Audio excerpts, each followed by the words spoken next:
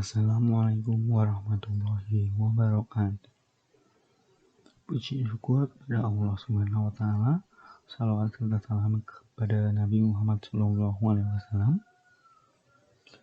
Yang terhormat Kaprodi Pendidikan Fisika, yang terhormat dosen penguji, yang saya hormati dosen pembimbing, dan hadirin yang berbahagia. Saya Latif Muzakir akan mempresentasikan hasil penelitian skripsi saya yang berjudul Hubungan Mindset terhadap Kemampuan Berpikir Tingkat Tinggi Peserta Didik pada Konsep Karakteristik Gelombang Mekanik, yang disusun oleh Latif Muzakir. Kemudian daftar slide presentasinya dibagi menjadi 5 bagian. Bab 1 pendahuluan, bab 2 tindakan pustaka, bab 3 metodologi penelitian, bab 4 hasil dan pembahasan, dan bab 5 penutup. Pendahuluan. Latar belakang. Paradigma pembelajaran abad ke-21 yaitu agar mencapai keterampilan berpikir tingkat tinggi atau higher order thinking skill. Sejalan dengan itu, kurikulum 2013 dirancang untuk meningkatkan kemampuan berpikir tingkat tinggi. Untuk mengukur kemampuan berpikir tingkat tinggi peserta didik, salah satunya dengan cara memberikan atau menyisipkan beberapa butir soal-soal high order thinking dalam pembelajaran. Kemudian pemberdayaan peserta didik dimulai dengan membangun konsep diri positif dan keyakinan. Peserta didik masih beranggapan bahwa kecerdasan otak dan kemampuan berpikir merupakan bawaan dari lahir. Faktor yang mempengaruhi kemampuan berpikir yaitu mindset peserta didik itu sendiri. Kemudian, nilai rata-rata ujian nasional 2019 bidang fisika paling rendah dibandingkan dengan nilai rata-rata rumpun sejenisnya, yaitu matematika dan IPA. Nilai ujian nasional bidang fisika di SMAN 105 Jakarta yaitu 56,97, sedangkan di SMAN 58 Jakarta yaitu 55,29. Terdapat indikator tentang karakteristik gelombang mekanik yang dari UUN 2019 bidang fisika yang mendapatkan hasil baik, yaitu 82,69 untuk SMAN 105 Jakarta dan 80,00 untuk SMAN 58 Jakarta. Identifikasi masalah. Ada 3, yaitu kemampuan berpikir tingkat tinggi peserta didik pada mata pelajaran fisika masih rendah. Yang kedua, peserta didik belum terbiasa untuk memecahkan masalah dari soal fisika yang memerlukan kemampuan berpikir tingkat tinggi. Yang ketiga, peserta didik memiliki mindset bahwa pelajaran dan soal fisika sulit untuk dipelajari. Batasan masalahnya, pernyataan angket mengacu pada instrumen Carl S. Dweck Mindset Instrument dan menggunakan angket Emily Dale. Kemudian yang kedua, kemampuan berpikir pada ranah kognitif. Indikatornya C4, C5, C6 dan dibatasi di C6 hanya sampai merumuskan dan merencanakan. Yang ketiga, konsep fisika dan soal high order thinking hanya fokus pada karakteristik gelombang mekanik sesuai pada kompetensi dasar. Rumusan masalahnya ada 6, yaitu bagaimana hubungan antara mindset dengan kemampuan berpikir tingkat tinggi peserta didik pada konsep karakteristik gelombang mekanik.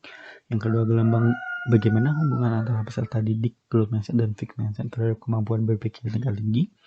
Yang ketiga, berapa presentasi kontribusi mindset terhadap kemampuan berpikir tingkat tinggi. Yang keempat, berapa presentasi kontribusi growth mindset dan fixed mindset terhadap kemampuan berpikir tingkat tinggi. Yang kelima, apakah mindset berpengaruh terhadap kemampuan berpikir tingkat tinggi. Yang keenam, apakah growth mindset dan fixed mindset berpengaruh terhadap kemampuan berpikir tingkat tinggi. Tujuan penelitiannya ada 6, sesuai dengan rumusan masalah tadi.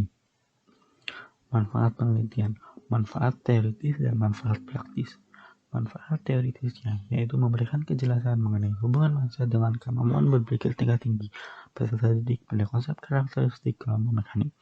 Yang kedua, menjadi bahan kajian atau referensi ilmiah dalam bidang pendidikan atau psikologi maupun menjadi sumber rujukan untuk mengembangkan penelitian sejenis lebih lanjut. Manfaat praktisnya bagi peneliti, bagi peserta didik, dan bagi guru. Bagi peneliti diharapkan dapat membawa wawasan, bagi peserta didik diharapkan dijadikan referensi untuk meningkatkan belajarnya, bagi guru diharapkan mampu dijadikan referensi dan evaluasi dalam memperbaiki kualitas proses pembelajaran. Tinjauan pustaka, ada kajian teori, mindset, kemampuan berpikir tinggi dan konsep karakteristik kelompok mekanik. Mindset terbagi menjadi dua, growth mindset dan fixed mindset. Kemampuan berpikir tingginya mengacu pada taksonomi Bloom versi Anderson dan Chartwell. Kemudian konsep karakteristik kelompok mekanik bisa dilihat dalam data konsep tersebut. Penelitian yang relevan ada 7, salah satunya itu skripsi lihat nanti bahwa ada pengaruh mindset terhadap hasil belajar kimia siswa sebesar 65,1%. Hipotesis penelitiannya yaitu terdapat hubungan antara mindset, growth mindset, dan fixed mindset terhadap kemampuan berpikir tingkat tinggi peserta didik pada konsep karakteristik kelompok mekanik. Di bagian kerangka berpikirnya. Kemudian metodologi penelitian. Tempat dan waktu penelitian, metode penelitian, populasi dan sampel, variabel dan desain penelitian, teknik pengumpulan data. Tempatnya yaitu di SMAN 105 Jakarta dan SMAN 58 Jakarta Kecamatan Cilancas. Waktunya yaitu semester genap 5 dan 6 Maret 2020. Metode penelitian korelasional dengan pendekatan kuantitatif. Variabel dan desain penelitian, variabel bebasnya mindset, variabel terdekatnya kemampuan berpikir tingkat tinggi. Populasi dan sampel penelitian. Populasinya itu seluruh kelas 11 IPA SMAN 105 dan 58 Jakarta. Sampelnya menggunakan teknik proporsi sampling yaitu 35 siswa SMAN 105 Jakarta dan 35 siswa SMAN 58 Jakarta. Teknik pengumpulan datanya itu tes dan non-tes. Yang tes itu tes objektif pilihan ganda dan non-tesnya angket mindset. Prosedur penelitiannya ini adalah gambarnya. Uji coba instrumen. Uji coba instrumen itu uji coba instrumen tes objektif ada 2, validitas lapangan dan validasi isi. Validitas lapangan itu uji coba kepada siswa yang bukan sampel. Ada 4 yang diuji, uji validitas, uji reliabilitas, uji taraf kesukaran, uji daya pembeda. Keempatnya menggunakan ANATES versi 4. Kemudian validasi isi, validasi ahli atau judgment expert. Kemudian instrumen non-tes angket, yaitu uji validitas dan uji reliabilitas saja menggunakan SPSS versi 20. Ini merupakan hasil uji coba instrumen, uji validasi ahli, uji validasi siswa, uji reliabilitas, uji taraf kesukaran, dan uji daya pembeda. Uji validasi ahli semuanya valid, uji validasi siswa hanya 3 soal yang tidak valid, nomor 10, 19, dan 23. Uji reliabilitasnya itu sangat tinggi, uji taraf kesukaran 3 soal mudah, sisanya sedang. Kemudian uji daya pembeda 2 soal drop, 1 soal cukup, 5 soal baik, 15 soal sangat baik. Kemudian kesimpulan dari hasil uji coba instrumen tesnya yaitu soal yang digunakan ada 20, soal yang tidak digunakan 3 soal. Kemudian hasil coba instrumen non tes angket. Uji validasinya semua valid, uji reliabilitasnya sangat tinggi. Teknik analisis datanya kategorisasi data dulu, kemudian uji prasyarat analisis, uji normalitas menggunakan Kolmogorov minor, uji linearitas test for linearity, dan uji homogenitas Levin statistic one way ANOVA. Ketiganya menggunakan SPSS. Ketiganya menggunakan bantuan SPSS versi 20. Kemudian uji hipotesis, uji korelasi, dan uji regresi linear sederhana. Uji korelasi itu parametrik dan non-parametrik. Non-parametrik itu menggunakan Pearson product moment dan non-parametrik menggunakan Spearman rank. Hipotesis statistiknya ada H01, H11, H02, H12, H03, dan H13. Hasil dan pembahasan. Hasil data mindsetnya ini Hasil data mindsetnya itu terdapat 70 siswa, 35 siswa SMAN 105 dan 35 siswa SMAN 58 dengan rata-ratanya 36,07. Kemudian dari 70 siswa ini dikategorikan menjadi growth mindset dan fixed mindset. Untuk growth mindset itu terdapat 54 siswa dan fixed mindset 16 siswa dengan rata-rata growth mindset 37,56 dan fixed mindset 31,06. Untuk nilai maksimum growth mindset 51, minimumnya 34. Untuk skala maksimum fixed mindset 33 dan minimumnya 29. Ini tabel kategorisasi data. Rata-rata skornya baik. Kemudian hasil data kemampuan berpikir tingkat tinggi siswa yang tadi tes 20 soal pilihan ganda. Untuk mindset dari 70 siswa, skor maksimumnya 85 dan minimumnya 35. Kemudian dikategorikan menjadi growth mindset dan fixed mindset. Growth mindset itu ada 54 siswa dengan rata-rata 67,69 dengan skor tertinggi 85. Kemudian fixed mindset ada 16 siswa dengan skor tertinggi 65 dan minimumnya 35 dengan rata-rata 44,06. Kategorisasi datanya untuk mindset dan growth mindset rata-ratanya baik, fixed mindset itu ratanya cukup baik. Ini perbandingan rata-rata skor mindset dan skor kemampuan berpikir tingkat tingginya. Dapat dilihat dari grafik ini, ternyata growth mindset memiliki skor kemampuan berpikir tingkat tingginya tinggi dan mindset pun juga tinggi. Ini ketercapaian indikator kemampuan berpikir tingkat tingginya. Untuk indikator anak kognitif,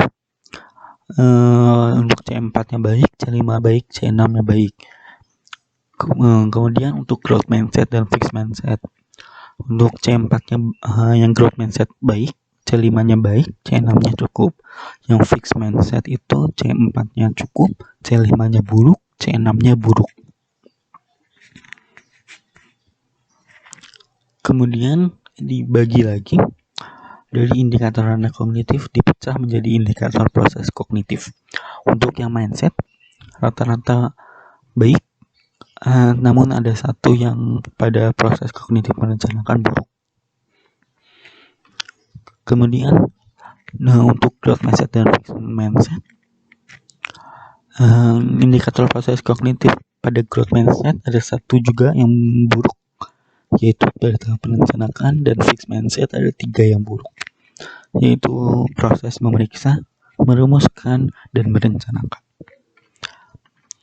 Ini diagram ketercapaian indikator anak kognitif bisa dilihat untuk tahap mengevaluasi C5 ada 76% itu yang tertinggi adalah growth mindset dan yang terendah adalah level mencipta dimiliki oleh fixed mindset.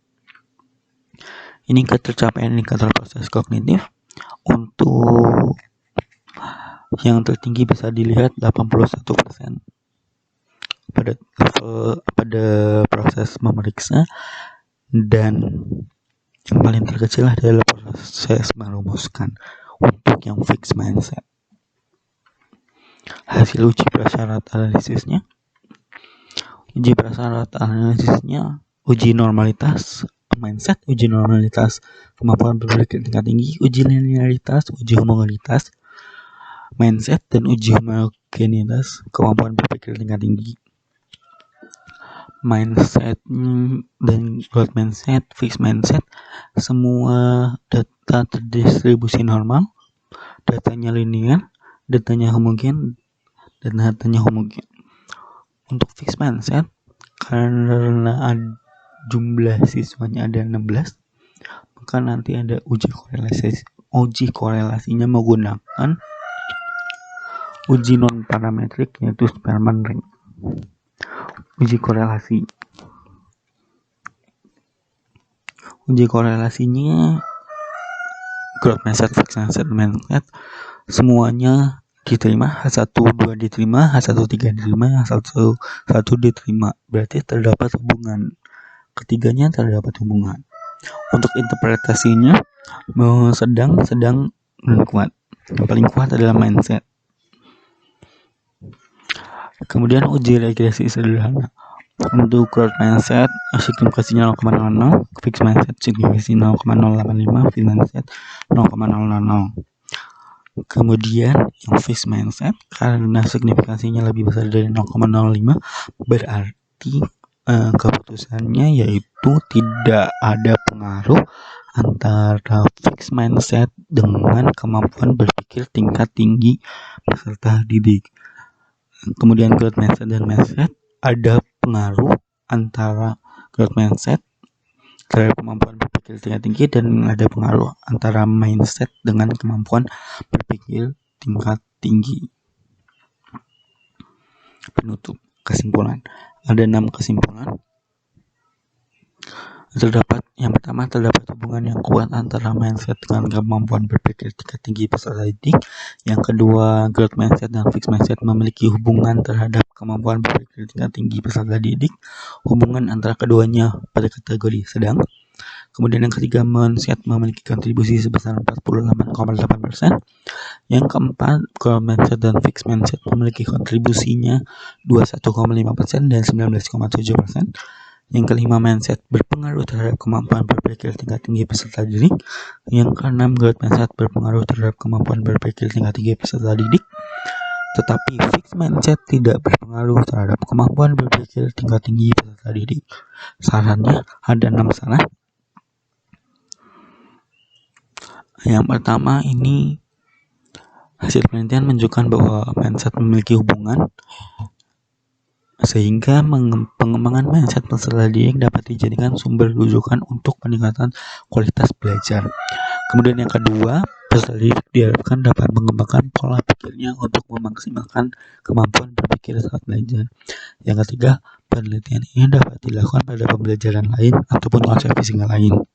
Yang keempat, hasil penelitian akan maksimal jika ditambahkan dengan wawancara kepada peserta didik dan pendidik. Yang kelima, untuk penelitian selanjutnya, instrumen tes dapat dikembangkan. Yang keenam, sebaiknya pendidik menumbuhkan semangat pada peserta didiknya. Ini kemudian dokumentasi penelitiannya. Ini surat penelitiannya. Dan terima kasih, semoga hasil skripsi penelitian ini dapat diterima. Amin. Kurang lebihnya mohon maaf. Apabila ada salah mohon dikoreksi oleh dosen penguji dan yang lainnya. Billahi taufiq wal hidayah. Assalamualaikum warahmatullahi wabarakatuh.